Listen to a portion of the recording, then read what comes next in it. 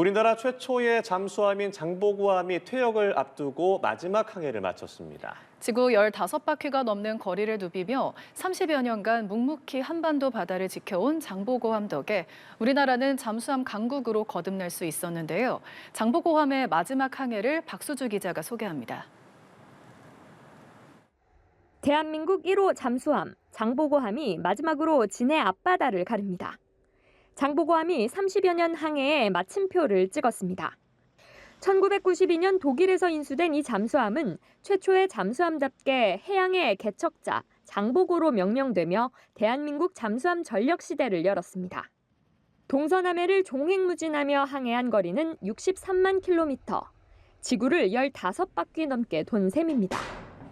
길이 56m, 1200톤급으로 작지만 2004년 다국적 최대 해상훈련인 림팩에서 미국 항공모함을 비롯해 30척이 넘는 함정을 격침하는 등 존재감은 컸습니다. 장보고함에서 쌓은 기술과 경험은 세계 43번째로 북한보다 늦게 잠수함을 들여온 한국을 잠수함 강국으로 만든 토대가 됐습니다. 역사적인 첫 항해를 맡았던 초대 함장 등 인수요원들과 마지막 승조 장병들이 함께 최종 임무를 수행하며 의미를 더했습니다. 장보고함이 처음과 마지막을 함께 하게 되어 감회가 새롭습니다.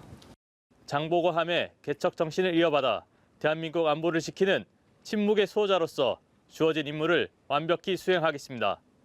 한국 잠수함의 새 시대는 국내 첫 3,600톤급 장형 실함과 2030년 후반 배치를 목표로 개발될 핵추진 잠수함이 뒤를 이을 예정. 성공적으로 임무를 완수한 장보고함은 향후 방산 협력과 수출에 활용될 예정입니다. 연합뉴스 TV 박수주입니다.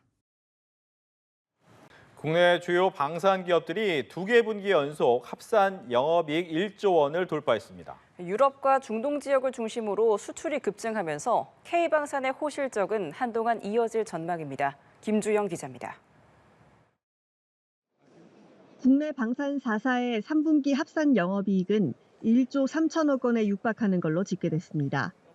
지난해 같은 기간보다 70% 넘게 증가한 겁니다. 방산 4사는 2개 분기 연속 영업이익이 1조 원을 넘기며 실적 고공행진을 이어가고 있습니다. 호실적의 핵심은 수출입니다. 러시아 우크라이나 전쟁 이후 유럽과 중동을 중심으로 방산 수요가 폭증한 가운데 우리 기업들이 글로벌 방산 공급망 재편의 중심에 선 겁니다.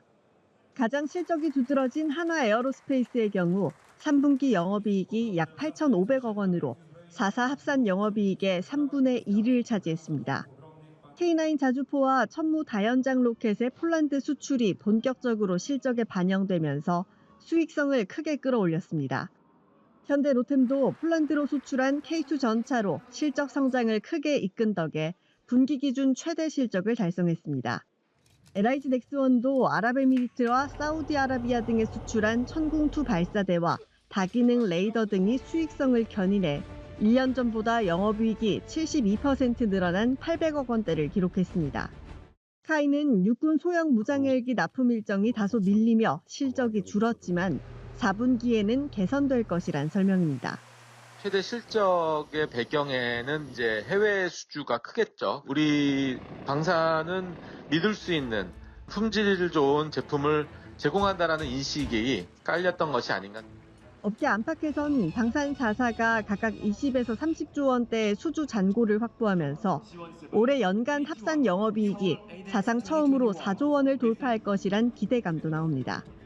연합뉴스 TV 김주영입니다. 방위산업 협력을 위해 유럽을 방문 중인 강훈식 대통령 비서실장이 폴란드에서 양국 방위산업 협력 등을 논의했습니다. 강 실장은 SNS를 통해 현지 시간 20일 브라디스와프 코시니악 하미슈 폴란드 부총리 겸 국방부 장관과 회담을 갖고 방산과 경제 협력을 논의했다고 어제 밝혔습니다. 그러면서 이재명 대통령이 한 폴란드 관계를 매우 중시한다는 사실과 재임 기간에 전략적 동반자 관계를 한 차원 더 도약시켜 나가길 바란다는 마음을 전달했다고 전했습니다. 앞서 강 실장은 유럽 방산협력 대상 국가를 찾기 위해 이 대통령의 특사 자격으로 지난 19일 출국했습니다. 이재명 대통령이 오늘 오전 용산 대통령실에서 우고 아스투토 주한 유럽연합 대사를 포함한 주한 대사 7명으로부터 신임장을 받았습니다. 오늘 이 대통령에게 신임장을 제출한 주한 대사는 EU 외에 스위스 대사와 폴란드 대사, 에스토니아 대사, 캐나다 대사, 덴마크 대사, 싱가포르 대사입니다. 신임장 제정식은 파견국의 국가 원수가 새 대사에게 수여한 신임장을 해당 대사가 주재국의 국가 원수에게 제출하는 행사입니다. 이 대통령은 우리나라가 강점을 가진 AI, 첨단 기술, 방산 등 협력에 관심을 기울여 줄 것을 당부했고 신임 대사들은 한반도 긴장 완화와 평화 정착을 위한 우리 정부 노력에 적극적인 지지를 표명했다고 대통령실이 밝혔습니다. 폴란드를 방문한 안규베 국방부 장관이 부아디스와프 코시니와 카미스 폴란드 국방장관과 회담을 갖고 국방 방산 협력 강화 방안을 논의했습니다. 양 장관은 K2 전차 2차 이행 계약을 마무리할 수 있게 돼 매우 뜻깊게 생각한다고 밝혔습니다. 안 장관은 K2 전차와 K9 자주포 등 한국 무기 체계를 폴란드군이 최적으로 운영할 수 있도록 관련 교육과 훈련을 적극 지원하겠다고 강조했습니다. 양국 장관은 회담을 마치고 현지에서 열린 K2 전차 2차 폴란드 수출 계약 서명식에 참석했습니다. 이달 초 협상이 마무리된 K2 전차 2차 수출은 계약 금액이 약 65억 달러로 단일 방산 수출로는 사상 최대 규모입니다. 글로벌 무기 수요가 늘면서 우리 방산 기업들의 분기 영업이익이 사상 처음으로 1조 원을 돌파할 전망입니다. 수출 호조에 힘입어 중장기 성장 기대감도 커지고 있습니다. 김주영 기자입니다.